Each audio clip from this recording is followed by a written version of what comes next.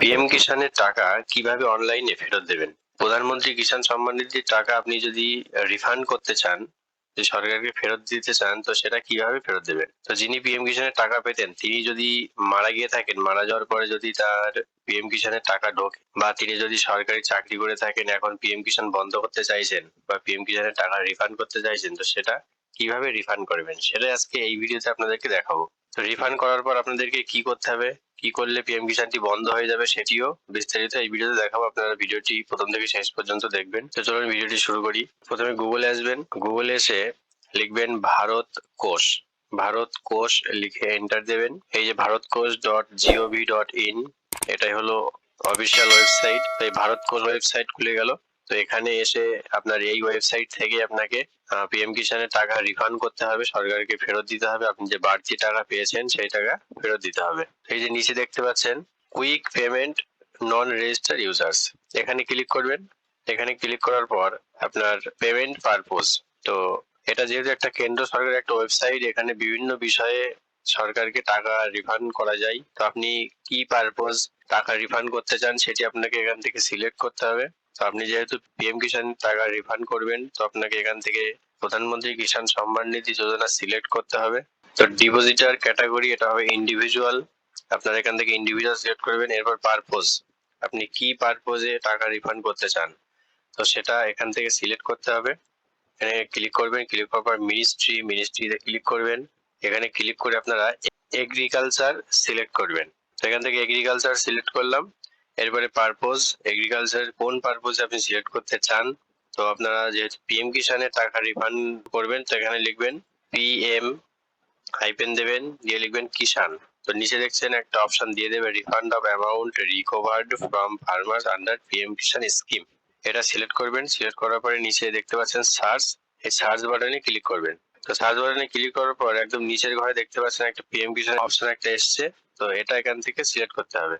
তো এটা সিলেক্ট করবেন, করার পর দেখতে পাচ্ছেন এই যে পারপোজের ঘরে অটোমেটিক পিএম কিষান সিলেক্ট হয়ে গেছে। এবার payment type ministry, function head, এবার হলো আপনি অ্যামাউন্ট, আপনি কত টাকা রিফান্ড করতে চাইছেন। যার নামে পিএম কিষানের টাকা ঢুকতো সে যদি জমি বিক্রি করে দিয়ে থাকে, তাহলে জমি বিক্রি হওয়ার পর যতগুলো কিস্তি তার অ্যাকাউন্টে ঢুকেছে সবগুলোই ফেরত দিতে হবে। দেওয়ার পরে অনলাইনে সারেন্ডার করতে পারেন, তাহলে পিএম কিষান বন্ধ হয়ে যাবে। বা যদি কেউ মারা গিয়ে থাকে, মারা যাওয়ার পরে যদি দুটো তিনটে চারটে কিস্তি ঢোকে, আপনারা সেই টাকাটি এখানে সম্পূর্ণ ফেরত দিতে হবে। দুটো কিস্তি ঢুকলে 4,000 টাকা, তিনটে কিস্তি ঢুকলে 6,000 টাকা। এখানে অ্যামাউন্টটি লিখবেন। তো যদি মারা গিয়ে থাকে তাহলে মারা যাওয়ার কেসগুলো আপনারা অনলাইনে রিফান্ড করবেন। এই রিফান্ডের এই কাগজটা নিয়ে আপনারা নিকটবর্তী এডি অফিসে, এগ্রিকালচার অফিসে যাবেন। ওখানে গিয়ে আপনারা তার পিএম কিষানটি বন্ধ করবেন। আর যদি জমি বিক্রি হয়ে থাকে বা অন্য কোনো কারণে আপনারা পিএম কিষান বন্ধ করতে চান, তাহলে প্রথমে রিফান্ড করবেন অনলাইনে। করার পরে অনলাইনেই সারেন্ডার অপশন থাকে, ভলান্টারি সারেন্ডার, সেখান থেকে ভলান্টারি সারেন্ডার আপনারা করতে পারেন। ভলান্টারি সারেন্ডার আপনারা কিভাবে করবেন আমার অন্য একটি ভিডিওতে দেখানো আছে, সেখান থেকে দেখে নেবেন। তো এখানে অ্যামাউন্টটি লিখবেন, আপনি কত টাকা রিফান্ড করতে চাইছেন সেই টাকাটি এখানে লিখবেন। তো আমি এখানে 4,000 টাকা রিফান্ড করবো, তাই এখানে 4,000 লিখবেন। লেখার পরে নিচে দেখতে পাচ্ছেন রিমার্কস, রিমার্কসের ঘরে আপনি কিছু লিখতে পারেন, লিখলেও হবে না লিখলেও হবে। তো আমি এখানে লিখে দিয়েছি পিএম কিষান ডেথ রিফান্ড, এমনি মারা যাওয়ার পরে দুটো কিস্তি ঢুকেছিল, সেই দুটো কিস্তি রিফান্ড করে দেবো। এরপর ক্যাপচার কোড লিখতে হবে। এই যে ক্যাপচার কোড দেখতে পাচ্ছেন, সেই ক্যাপচার কোডটি দেখে দেখে এখানে ঠিকঠাক ভাবে লিখতে হবে। এরপর অ্যাড, এই যে অ্যাড অপশন, এই অ্যাড অপশনে ক্লিক করবে। তো অ্যাড অপশনে ক্লিক করার পরে দেখতে পাচ্ছেন অ্যাড হয়ে গেছে। একদম নিচে দেখতে পাচ্ছেন এই যে আপনি যা যা সিলেক্ট করলেন, কত টাকা সিলেক্ট করলেন, সবকিছু দেখাবে। এরপরে এই যে নেক্সট, নেক্সট বাটনে ক্লিক করবেন। তো পরের পেজে নেম, এখানে আপনার নামটি লিখতে হবে, মানে কার নামে পিএম কিষান ছিল, যিনি পিএম কিষানের টাকা পেতেন তার নামটি এখানে লিখতে হবে।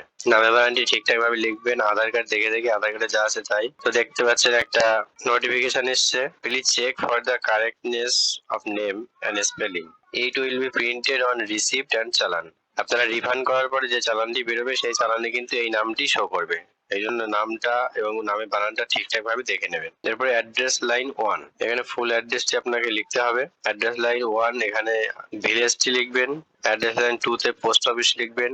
লেখার পরে কান্ট্রি দেওয়া আছে স্টেট, এখান থেকে স্টেট সিলেক্ট করবেন। তারপর ডিস্ট্রিক্ট, আপনার জেলাটি সিলেক্ট করবেন। জেলাটি দেওয়ার পরে সিটি, আপনার যে শহর, এই শহরটি এখানে লিখবেন। তারপরে হলো আপনার পিনকোড, আপনার পিন কোডটি দেবেন। তো পিন কোডটি দেওয়ার পরে নিচে দেখতে পাচ্ছেন 10 টিন এগুলো কিছুই লাগবে না। এবার মোবাইল নাম্বারটি দেবেন। মোবাইল নাম্বারটি দেওয়ার পরে ইমেল আইডি, এখানে ইমেল আইডিটি লিখে দেবেন। এরপরে নেক্সট, এই নেক্সট বাটনে ক্লিক করবেন। তো নেক্সট বাটনে ক্লিক করার পর আমরা পরবর্তী পেজে চলে এলাম। তো পরের পেজে আপনার সমস্ত ডিটেলস আপনি যা যা দিলেন এখানে সবকিছু দেখাবে, আপনি পারলে একবার মিলিয়ে নেবেন। তো মেলানোর পরে ডান দিকে দেখতে পাচ্ছেন কনফার্ম, এই কনফার্মে ক্লিক করবেন। এরপর আপনার পেমেন্টের পেজ চলে আসবে। তো এখান থেকে আপনি যে কোনো একটি সিলেক্ট করবেন। এটা আপনার যে ব্যাংকের থেকে টাকা কাটাবেন সেই ব্যাংকই যে সিলেক্ট করতে হবে তার কোনো মানে নেই, আপনি যে কোনো একটি পে সিস্টেম সিলেক্ট করবেন। তো আমি এখান থেকে এসবিআই ইপে সিলেক্ট করলাম।